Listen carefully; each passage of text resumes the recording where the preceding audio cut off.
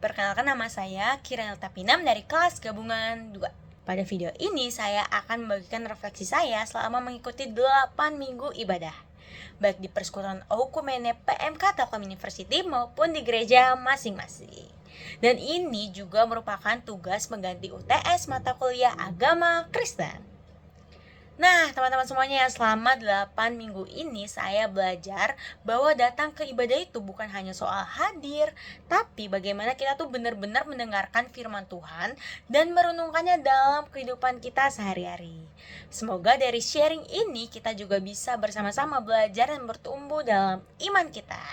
Yuk, langsung aja kita simak pada minggu pertama, yaitu tanggal 1 Maret 2026. Saya mengikuti Persekutuan Okumene PMK di Telkom University. Nah, khotbah ini dibawakan oleh Pendeta Marieta Simanjuntak dengan tema Call to Carry the Cross, berdasarkan Lukas 9 ayat 23. Nah, dalam ayat ini Yesus tuh berkata bahwa setiap orang yang mau mengikuti Dia harus menyangkalkan diri, memikul salib setiap hari dan mengikuti Dia. Sebagai mahasiswa, saya merasa tema ini sangat relate atau sangat sesuai dengan diri saya. Karena kita tuh hidup di zaman yang serba cepat dan penuh tekanan, baik dari akademik, tuntutan orang tua, maupun ekspektasi diri kita sendiri. Dan dalam kondisi seperti itu, saya tuh sering bertanya-tanya dalam hati, Tuhan, semuanya ini untuk apa ya?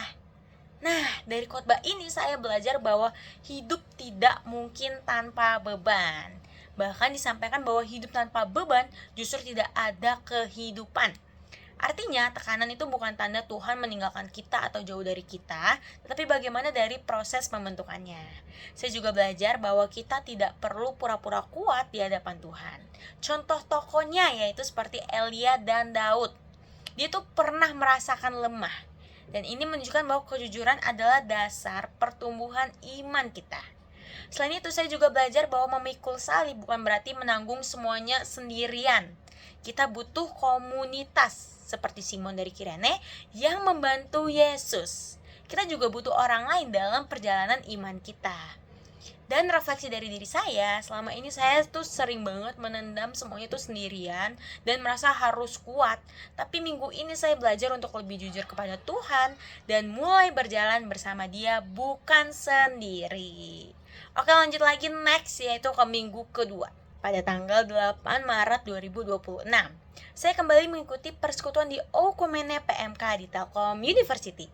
Khotbah ini dibawakan oleh Pak Jaspar Hasudungan dengan tema kesatuan dan iman, berdasarkan Yohanes 17 ayat 21 sampai 22. Dalam ayat ini Yesus berdoa supaya kita semua menjadi satu. Kata supaya menunjukkan bahwa kesatuan memiliki tujuan, yaitu agar dunia percaya kepada Tuhan. Dari khotbah ini saya belajar bahwa iman Kristen tidak bisa dijalani sendirian. Kita dipanggil untuk hidup dalam kesatuan. Namun, pada kenyataannya hal ini tidak mudah, teman-teman. Karena dalam kehidupan sehari kita tuh sering banget egois, lebih mementingkan diri sendiri dan sulit menerima orang lain. Dan saya juga tersadar bahwa kesatuan tuh bukan berarti selalu setuju dalam segala hal, tetapi tetap bisa saling menghargai dan menerima perbedaan. Maka dari itu, refleksi dari diri saya yaitu saya merasa selama ini saya tuh masih cukup egois dan belum benar-benar membangun relasi yang sehat. Saya juga ingin belajar untuk lebih terbuka lagi dengan teman-teman, lebih sabar, lebih peduli terhadap orang lain. Oke, next, lanjut lagi ke minggu ketiga. Pada minggu ketiga ini, tanggal 15 Maret 2026, saya mengikuti ibadah di GBI Gracia Tangerang Selatan. Dan khotbah ini dibawakan oleh Pak Pendeta Yogi Mahendra dengan tema penyucian dan perubahan karakter berdasarkan Roma 12 ayat 1 sampai 2. Dari khotbah ini saya belajar bahwa kekristenan bukan hanya soal aktivitas, tetapi kekristenan itu adanya perubahan karakter dari diri kita. Banyak orang terlihat berubah karena rajin ibadah, rajin berdoa, tetapi Tuhan melihat dari hati diri kita sendiri. Perubahan itu dimulai dari penyerahan diri kita. Kita harus benar-benar menyerahkan hidup kita kepada Tuhan, bukan setengah-setengah. Kemudian perubahan terjadi melalui pembaruan pikiran kita. Pola pikir kita itu nggak berubah, hidup kita juga tidak akan berubah. Dan akhirnya perubahan terlihat dalam hidup yang kudus. Kudus di sini tuh bukan berarti kita nggak pernah jatuh dalam dosa ya teman-teman, tetapi tidak lagi menikmati dosa dan rindu menyenangkan hati Tuhan. Maka dari itu refleksi dalam diri saya, yaitu saya merasa ditegur karena selama ini tuh saya lebih fokus pada aktivitas rohani tapi belum benar-benar merubah karakter diri saya. Saya ingin belajar untuk berubah dari dalam, bukan dari luar lagi. Oke, next lanjut yaitu ke minggu keempat. Pada minggu keempat, tanggal 22 Maret 2026, saya mengikuti ibadah di Gereja Keluarga Allah Yogyakarta. Dan khotbahnya dibawakan oleh Pak Pendeta Trisno dengan tema The Man Who Can Conquer Lust. Dari khotbah ini saya belajar bahwa godaan-godaan, khususnya terkait hawa nafsu atau keinginan daging, adalah sesuatu yang nyata dan bisa menyerang siapa saja loh teman-teman. Tidak peduli seberapa rohani diri kita, tetapi ada kemungkinan kita tuh jatuh jika tidak waspada. Dan yang paling saya tangkap adalah bahwa dosa itu tidak terjadi secara tiba-tiba, tetapi ada prosesnya loh. Biasanya dimulai dari apa yang kita lihat dan lalu masuk ke pikiran kita, kemudian kita pikirin itu terus-terusan sampai akhirnya menjadi sebuah keinginan dan akhirnya bisa berubah menjadi sebuah tindakan atau tingkah laku. Dan ini membuat saya tuh sadar bahwa pertempuran terbesar sebenarnya terjadi dalam pikiran kita. Kalau pikiran kita ini tidak dijaga, maka sangat mudah bagi kita untuk jatuh ke dalam dosa. Selain itu saya juga belajar bahwa seringkali kita tuh meremehkan hal-hal kecil, seperti apa yang kita tonton, apa yang kita lihat di media sosial, atau apa yang kita pikirkan saat sendirian. Padahal hal-hal kecil itu bisa mempengaruhi hati kita secara perlahan-lahan. Dan dari khotbah ini juga saya memahami bahwa untuk bisa mengalahkan godaan-godaan tersebut, kita tidak bisa mengandalkan kekuatan kita sendiri. Kita butuh kedekatan dengan Tuhan, disiplin rohani, dan juga batasan dalam hidup kita. Dan refleksi pribadi saya, yaitu saya menyadari bahwa saya masih sering kurang menjaga pikiran dan hati saya. Kadang saya menganggap hal-hal tertentu itu nggak masalah, padahal sebenarnya itu bisa menjadi pintu masuk dosa. Karena itu saya belajar untuk lebih berhati-hati lagi dan sungguh-sungguh untuk menjaga hati serta pikiran saya, karena dari situlah semuanya bermula. Oke, lanjut lagi ke minggu kelima. Pada minggu kelima, tanggal 29 Maret 2026, saya mengikuti ibadah di GBI Gracia, Tangerang Selatan. Khotbah ini dibawakan oleh Pendeta Pujos Toto Abednego dengan tema Terjual. Berdasarkan firman Tuhan dalam Matius 26 ayat 14-16, khotbah ini membahas tentang sosok Yudas Iskariot. Siapa sih di sini yang nggak kenal Yudas Iskariot? Dalam Alkitab, Yudas itu dikenal sebagai salah satu murid Yesus, tetapi juga sebagai pengkhianat. Dalam Lukas 6 ayat 16, ia disebut sebagai pengkhianat, dan dalam Yohanes 12 ayat 6, ia bahkan digambarkan sebagai seorang pencuri. Yang menariknya teman-teman, arti nama Yudas itu sebenarnya sangat baik banget, yaitu berkaitan dengan pujian bagi Allah. Namun kehidupannya justru sangat bertolak belakang bukan dengan arti namanya. Ini menunjukkan bahwa identitas atau label yang baik itu nggak menjamin kehidupan yang benar. Dari khotbah ini saya belajar bahwa Yudas itu sebenarnya tidak langsung jatuh dalam pengkhianatan. Semuanya itu dimulai dari hal-hal kecil seperti kecintaannya terhadap uang. Dalam 1 Timotius 6 ayat 10 dikatakan bahwa cinta uang adalah akar dari segala kejahatan. Yudas memilih jalan hidupnya sendiri. Dalam Yohanes 13 ayat 2 dan Yohanes 13 ayat 27 dijelaskan bahwa ia membuka celah bagi iblis untuk bekerja dalam hidupnya. Ini menunjukkan bahwa ketika seseorang terus-menerus memilih jalan yang salah, hatinya bisa semakin keras dan menjauh dari Tuhan. Padahal Tuhan itu sebenarnya menghendaki semua orang itu untuk bertobat dan diselamatkan. Seperti tertulis dalam 1 Timotius 2 ayat 4 dan 2 Petrus 3 ayat 9, namun Yudas memilih jalan yang berbeda. Dari sini saya belajar bahwa uang atau keuntungan dari dosa sebenarnya tidak pernah memberi kepuasan ya teman-teman. Semuanya itu kosong dan pada akhirnya hanya membawa penyesalan. Maka dari itu refleksi pribadi saya belajar untuk melihat diri saya sendiri dan jangan sampai saya juga menjual Tuhan dalam hidup saya. Misalnya ketika saya lebih memilih kenyamanan atau keuntungan pribadi atau hal-hal dunia dibandingkan kebenaran.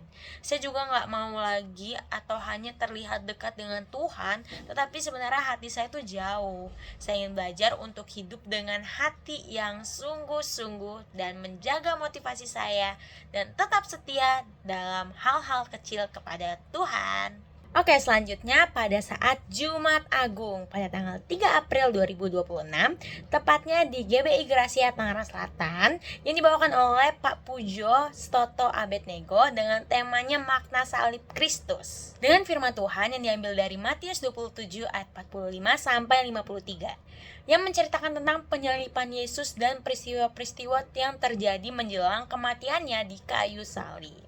Yesus adalah terang dan kebenaran, namun ia tidak berdosa, justru dihukum dengan cara-cara yang tidak manusiawi. Dalam penderitaannya, Yesus berseru, Eli, Eli, lama sabachthani, yang berarti Allahku, Allahku, mengapa engkau meninggalkan aku? Yaitu dikatakan dari Matius 27 ayat 46. Seruan ini menggambarkan betapa beratnya penderitaan yang Yesus tanggung. Yesus berteriak bukan tanpa makna, tetapi sebagai perwakilan manusia yang berdosa. Ia rela ditinggalkan supaya setiap orang yang percaya kepadanya tidak akan pernah ditinggalkan oleh Allah dan tidak akan binasa, melainkan beroleh hidup yang kekal. Ini menunjukkan bahwa kasihnya yang sangat besar dan pengorbanan yang sangat-sangat luar biasa. Maka dari itu, refleksi dari diri saya yaitu saya menyadari bahwa seringkali itu saya meremehkan pengorbanan Yesus, padahal ia rela mengalami penderitaan yang sangat berat. Dari firman ini saya belajar bahwa kasih Tuhan tidak terbatas dan sangat-sangat nyata. Selanjutnya yaitu minggu ke-6, yaitu saat perayaan Paskah. Pada minggu ke-6, pada tanggal 5 April 2026 yang bertepatan dengan Paskah, saya mengikuti ibadah di Gereja GBI Gracia Tangerang Selatan. Khotbah ini dibawakan oleh Pak Pendeta Pujo Stoto Abednego dengan tema Akulah Kebangkitan dan Hidup. Berdasarkan firman Tuhan dalam Yohanes 11 ayat 25. Dan dalam konteks ini Yesus tuh berbicara kepada Marta dan Maria yang sedang berduka karena Lazarus meninggal. Di Yohanes 11 ayat 23 sampai 26, Marta sebenarnya tuh percaya, tetapi imannya tuh masih terbatas pada pemahaman bahwa kebangkitan itu terjadi di masa depan. Dan ini menunjukkan bahwa seringkali tuh kita percaya kepada Tuhan, tetapi masih membatasi kuasanya dengan logika kita. Selain itu, dalam Yohanes 11 ayat 37, orang-orang mulai meragukan Yesus ketika keadaannya tidak sesuai harapan. Namun yang paling menyentuh bagi saya itu dalam Yohanes 11 ayat 35, di mana Yesus menangis. Ini menunjukkan bahwa Tuhan itu bukan hanya berkuasa, tapi juga punya empati terhadap manusia.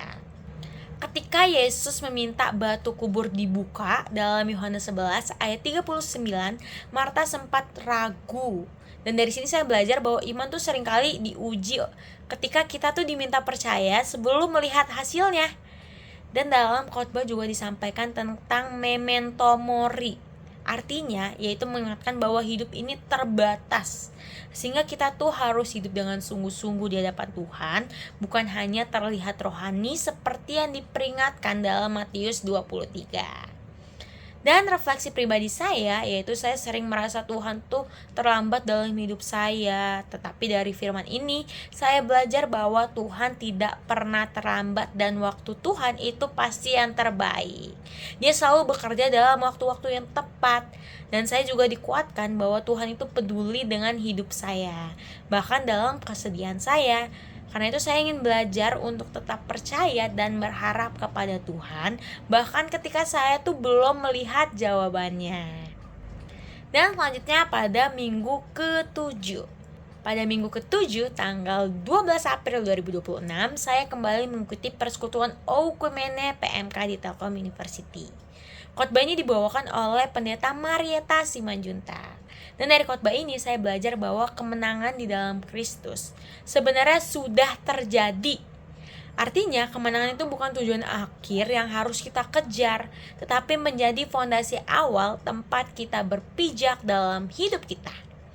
Kebangkitan Kristus menunjukkan bahwa kita sudah mengetahui hasil akhirnya, yaitu kemenangan. Ini mengubah cara pandang saya bahwa saya tidak hidup untuk mengejar-mengejar kemenangan, tetapi hidup dari kemenangan yang sudah Tuhan berikan. Saya juga belajar tentang identitas. Selama ini banyak orang termasuk saya sendiri sering membangun identitas dari hal-hal yang mudah berubah, seperti nilai, keberhasilan, atau pengakuan orang lain. Padahal semuanya itu akan rapuh. Di dalam Tuhan, kita hidup sudah berharga tanpa harus membuktikan diri itu. Selain itu, firman Tuhan juga mengajarkan untuk berdiri teguh dan tidak goyah. Kita tidak bisa hidup sendiri, tetapi butuh komunitas untuk saling menguatkan. Saya juga diingatkan bahwa jerih payah kita tidak akan sia-sia.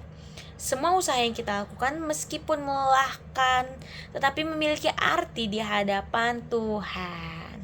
Namun ada dua hal yang perlu diwaspadai sebagai mahasiswa, yaitu perfeksionis dan sikap yang pasif yang merasa cukup hanya dengan aktivitas rohani tanpa tindakan-tindakan nyata.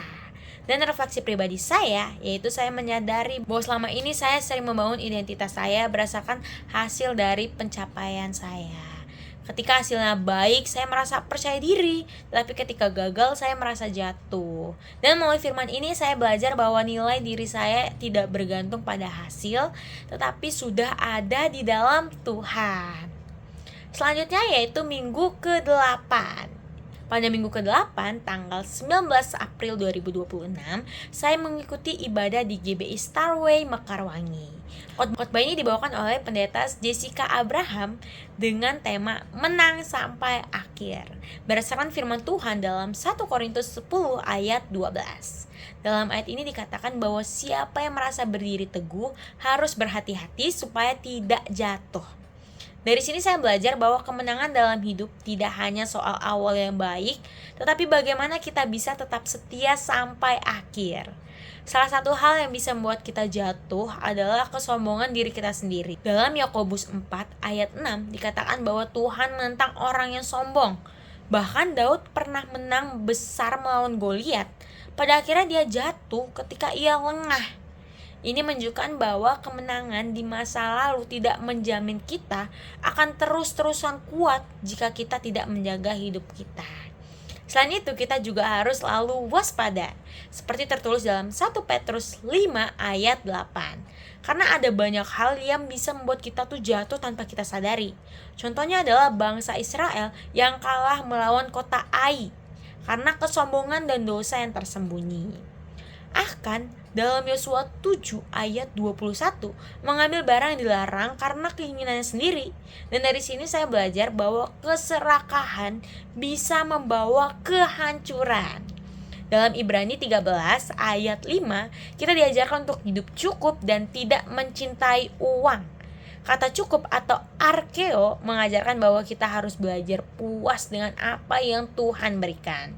Selain itu, hidup setengah hati juga bisa membuat celah bagi dosa loh teman-teman. Seperti yang tertulis dalam Efesus 4 ayat 27. Dari sini saya belajar bahwa tidak ada dosa yang benar-benar kayak besar, dosa kecil juga itu gak ada teman-teman. Karena semua dosa itu bisa menjauhkan kita dari Tuhan. Kunci untuk bisa menang sampai akhir adalah tetap tinggal di dalam Tuhan, seperti yang tertulis dalam Yohanes 15 ayat 5, bahwa tanpa Tuhan kita tuh tidak bisa berbuat apa-apun. Maka dari itu refleksi dari pribadi saya itu saya menyadari bahwa seringkali itu saya merasa sudah cukup kuat dan sudah baik-baik saja. Padahal justru di situ saya bisa menjadi lengah. Saya juga menyadari bahwa hal-hal kecil dalam hidup saya jika tidak dijaga bisa menjadi awal kejatuhan. Melalui firman ini saya belajar untuk tetap rendah hati dan terus menjaga hubungan saya dengan Tuhan setiap harinya. Saya ingin belajar untuk tidak hanya memulai dengan baik, tetapi juga mengakhirinya dengan setia. Karena pada akhirnya yang terpenting bukan hanya bagaimana kita memulai, tetapi bagaimana kita tetap bertahan dan menang sampai akhir bersama Tuhan. Kesimpulan dari 8 minggu perjalanan ibadah saya yang saya jalani, yaitu saya belajar bahwa setiap minggu memiliki pesan yang saling melengkapi dalam membentuk iman saya. Dimulai dari minggu pertama, saya belajar tentang memikul salib di tengah tekanan hidup, bahwa setiap pergumulan adalah bagian dari proses bersama Tuhan. Lalu di minggu kedua, saya diingatkan tentang pentingnya hidup dalam kesatuan, bahwa iman tidak bisa dijalanin sendirian. Dan minggu ketiga dan minggu keempat, saya belajar tentang perubahan karakter dan bagaimana menjaga hati serta pikiran. Karena dari situlah sumber kehidupan. Kemudian di minggu kelima, saya ditegur melalui kisah Yudas, bahwa kedekatan secara lahiriah dengan Tuhan tidak menjamin hati kita tuh benar-benar. Memasuki minggu ke-6 saat Paskah, saya dikuatkan bahwa Tuhan adalah sumber pengharapan yang bukan hanya berkuasa tetapi juga penuh empati dalam setiap pergumulan saya. Lalu di minggu ke-7 saya belajar bahwa kemenangan di dalam Kristus bukan sesuatu yang harus dikejar, tetapi sudah diberikan dan menjadi dasar hidup saya. Dan akhirnya di minggu ke-8 saya diingatkan bahwa kemenangan itu harus dijaga sampai akhir dengan tetap rendah hati, waspada, dan setia berjalan bersama Tuhan. Maka dari itu satu ayat yang sangat menguatkan saya adalah Yohanes 15 ayat 5 yang mengingatkan bahwa tanpa Tuhan saya ini tidak bisa berbuat apa-apa dan bukan siapa-siapa. Dari semua pembelajaran ini saya menyadari bahwa iman bukan hanya tentang apa yang saya dengar setiap minggu, tetapi bagaimana saya menjalaninya setiap hari lewat tindakan, perbuatan, dan perkataan yang saya lakukan. Refleksi terakhir saya ingin terus belajar untuk hidup lebih dekat dengan Tuhan, menjaga hati, menjaga pikiran saya, serta tetap setia dalam setiap proses kehidupan. Karena pada akhirnya yang terpenting bukan hanya bagaimana saya memulai, tetapi bagaimana saya tetap berjalan dan bertahan sampai akhir bersama Tuhan. Oke teman-teman, sekian dari saya. Terima kasih dan Tuhan Yesus memberkati. Bye-bye.